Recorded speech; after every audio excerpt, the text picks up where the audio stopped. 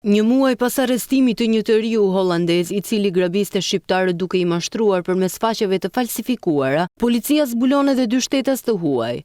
Një shtetas francez dhe një gjerman akuzohen se kishin krijuar një skem ku qytetarëve u dërgojnë mesazhe me një link për pagesën e postës shqiptare. Për çdo që plotësonte të dhënat u merreshin parat nga llogaritë bankare. Në pranga u vu ZK, 22 vjeç, shtetas francez dhe u shpall në kërkim TM, 53 vjeçar gjerman. Gjatë kontrollit bëhet e ditur se u sekuestruan celular, karta SIM, karta bankare, dokumente të ndryshme dhe sende të tjera që dyshohet se lidhen me këtë veprimtari kriminale.